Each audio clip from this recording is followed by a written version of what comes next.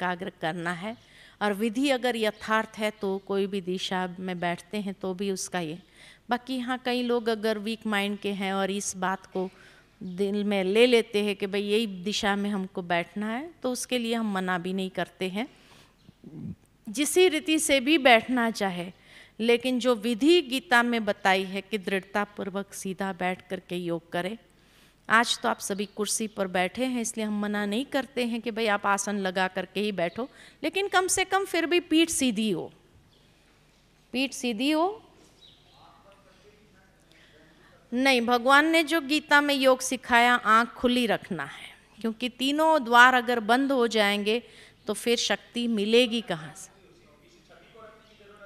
छवि को रखने की जरूरत नहीं है। निराकार जो परमात्मा का दिव्य स्वरूप है, उस दिव्य स्वरूप पर अपने ध्यान को एकाग्र कर सकते हैं। ठीक है, हाँ जी, हाँ, मन ऐसा है क्योंकि हमने कभी एक खुली आंख से अभ्यास नहीं किया ना, इसलिए थोड़ा शुरू में दिक्कत लगेगी, लेकिन जैसे जैसे अभ्यास करते जाएंगे तो नेचुरल हो जाएगा। वैसे ध्यान को खुली आंख से ही किया जाता है। जैसे कोई व्यक्ति किसी की याद में खो जाता है, बैठे बैठे खो जाए कोई अपने प्रिय व्यक्ति की, तो आंखें खुली होती है। खो गया, पास में से कोई गुजर गया और उसको पूछा जाए यहाँ से कोई गया, तो क्या कहते हैं? मालूम नहीं। आंखें खुली है, यहीं बैठे हैं, दिखाई नहीं दिया, तो क्या कहेंगे? मेरा ध्यान नहीं था। तो ध्यान कहाँ था? किसकी यादों में खोया हुआ था। तो ध्यान किसको कहा गया? कि आंखें खुली है, बैठे हैं, लेकिन उस वक्त अगर व्यक्ति की याद में ध्यान लग सकता है तो ईश्वर की याद में क्यों नहीं लग सकता है? क्योंकि व्यक्ति के साथ में शायद प्यार इतना घनिष्ठ है, इसलिए ईश्वर के साथ इतना प्यार ही नहीं है, इसलिए आंखों को बंद करके वो स्वरूप को लाना पड़ता है। लेकिन अगर आपको कर्म योगी बनना है, आंख बंद करके ही अभ्यास होगा, तो कर्म योगी नहीं बन सकते हैं, क्योंकि फिर आंख बंद, और कर्म तो आंख बंद करके नहीं करेंगे आप। तो इसीलिए खुली आंख से अभ्यास होगा तो कर्म योगी बनना भी नेचुरल हो जाएगा। इसलिए हम ये कहते हैं, और गीता में जैसे बताया हुआ है, आप दिलवाड़ा में जाएंगे तो आप देखेंगे 108 मूर्तियां हैं, सबकी आंखें खुली है, किसी की आंखें बंद नहीं है। योग की सही विधि ही खुली आंख से है ना। और इसीलिए कर्म योगी तभी हम नेचुरल रूप से बन सकते हैं। तो अभी हम सभी जो अभ्यास करेंगे ध्यान करने का, भले आपको बीच बीच में आदत है आंखों को बंद करना, चाहे कर सकते, लेकिन फिर भी बीच बीच में खोल लेना, तभी दर्शन भी कर पाएंगे, नहीं तो दर्शन होगा नहीं, है ना। हाँ जी,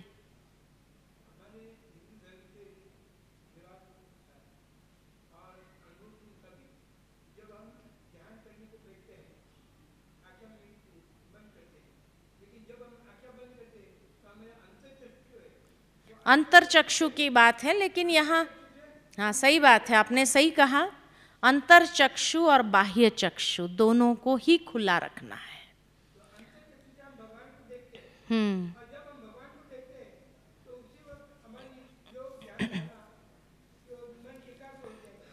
बराबर है। लेकिन मैंने यही कहा कि अगर आपको कर्म योगी बनना है तो खुली आंख से ही अभ्यास करना पड़ेगा।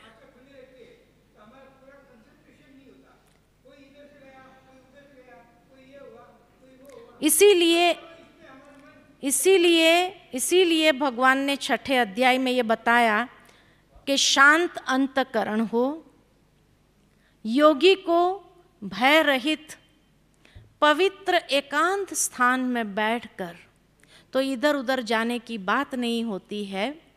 और क्योंकि जैसे मैंने कहा ये अभ्यास की ही बात है, एक बार अभ्यास आ जाएगा तो खुली आंखों बंद आंखों कोई फर्क नहीं पड़ता है। हाँ, लोगों ने इसीलिए कई प्रकार की विधि अपनाई कि भाई श्वासों पर केंद्रित करो, ये सब विधियां अलग अलग है, लेकिन सब में जाओ नहीं। भगवान ने जो गीता में बताया वही विधि को अपनाओ, वही यथार्थ है। भगवान वाच, भगवान ने आंखें बंद करने के लिए कौन से श्लोक में कहा मुझे तो मालूम नहीं है। हाँ, अर्धनेत्र ही खुले बताए। ऐसा है कि आपने कौन सा गीता के अंदर पढ़ा है मुझे पता नहीं है। मैंने 20 गीता का अध्ययन किया है और हर गीता के अंदर मैंने यही पढ़ा 6ठे अध्याय में कि दृष्टि को खुला रखो। आप पुनः पढ़ लीजिए, ध्यान की सही विधि यह है। आप भले कहे कि आंखों को बंद करते तो ज़्यादा अच्छा रहता है, लेकिन ये ध्यान की सही विधि नहीं है।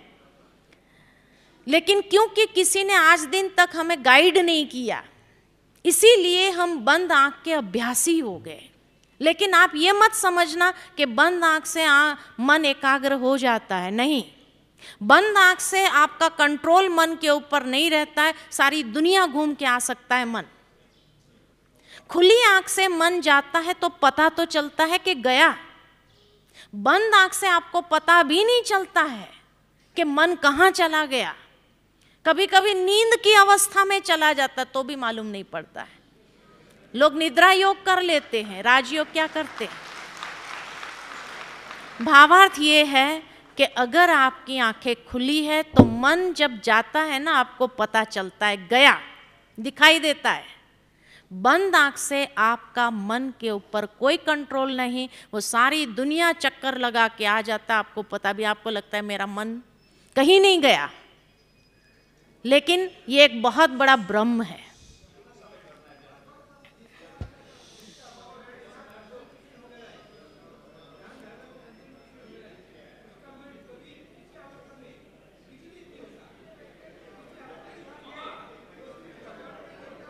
सही बात है, बाद में हम आपसे चर्चा करेंगे। आप बाद में हमसे बात करना, क्योंकि ये सिर्फ आपका प्रॉब्लम है, सबका प्रॉब्लम नहीं है। हाँ, तो इसीलिए हम सभी अभी बैठेंगे ध्यान की स्थिति के लिए, नहीं तो टाइम चला जाएगा फिर।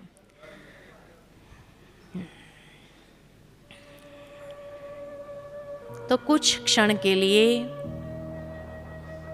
अपने मन को बाह्य सभी बातों से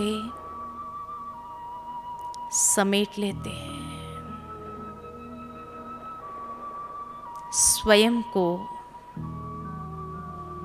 आत्मभाव में स्थित करते हैं। अंतर्चक्षु से स्वयं को देखो। भ्रुकुटी की मध्य में एक चमकते हुए दिव्य सितारे के रूप में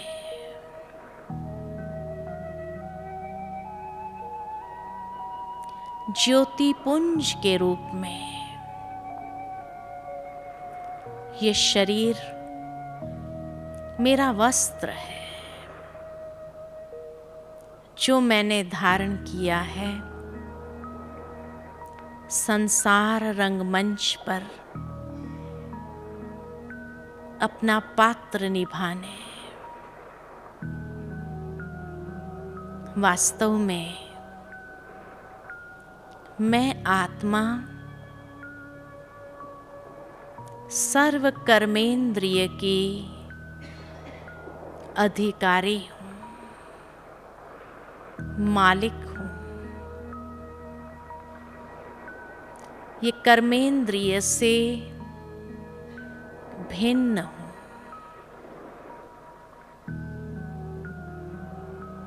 धीरे धीरे अपने मन और बुद्धि को ले चलते हैं एक यात्रा पर, परमात्मा के सानिध्य में।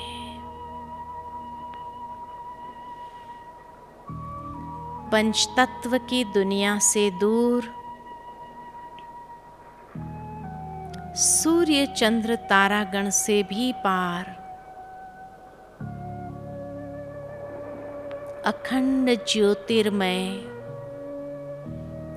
दिव्य लोक में, जहाँ चारों ओर दिव्य प्रकाश छाया हुआ है, जो अक्षय है, ब्रह्म महतत्व है। अंतरचक्षु से मैं स्वयं को ज्योति पुंज के रूप में उस दिव्य लोक में देख रही हूँ, जहाँ कोई बंधन नहीं, कोई बोझ नहीं। मैं आत्मा स्वतंत्र हूँ, संपूर्ण मुक्त अवस्था में हूँ।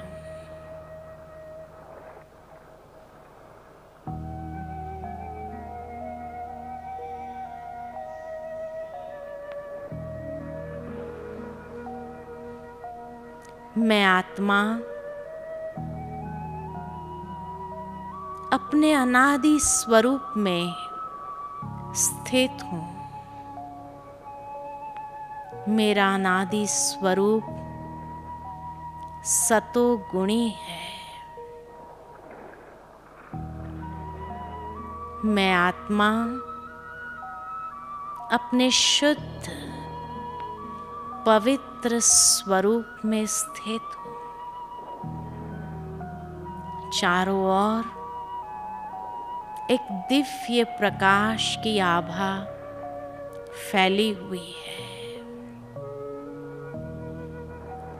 उस प्रकाश के प्रभा मंडल में स्वयं को देख रही हूँ। कितना दिव्य स्वरूप है मेरा। मैं आत्मा अपने स्वधर्म में स्थित हूँ। मेरा स्वधर्म शांति है। मेरे मन की गति शांत होती जा रही है। मेरे चारों ओर शांति के प्रकंपन है।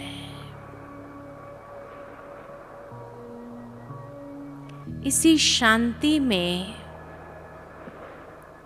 प्रसन्नता समाई हुई है। इसी शांति में सच्चा सुख समाया हुआ है। मैं आत्मा सुख स्वरूप हूँ।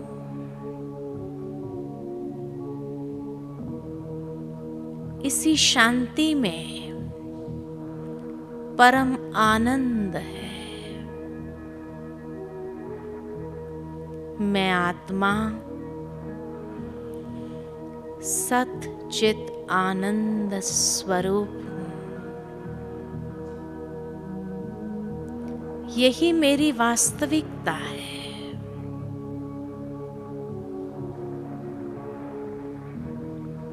यही मेरा अनादि स्वरूप है। धीरे धीरे मैं स्वयं को पिता परमात्मा के सन्मुख देख रही हूँ। जैसे मैं आत्मा प्रकाश पुंज हूँ, वैसे मेरे पिता परमात्मा भी प्रकाश पुंज है, दिव्य है, तेजोमय है, प्रकाश स्वरूप है। इस जगत का नियंता है, सर्वज्ञ है, सूक्ष्म से भी अति सूक्ष्म,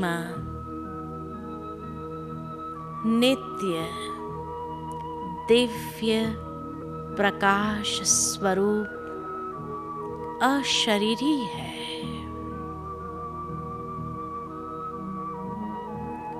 परमात्मा के इस दिव्य स्वरूप पर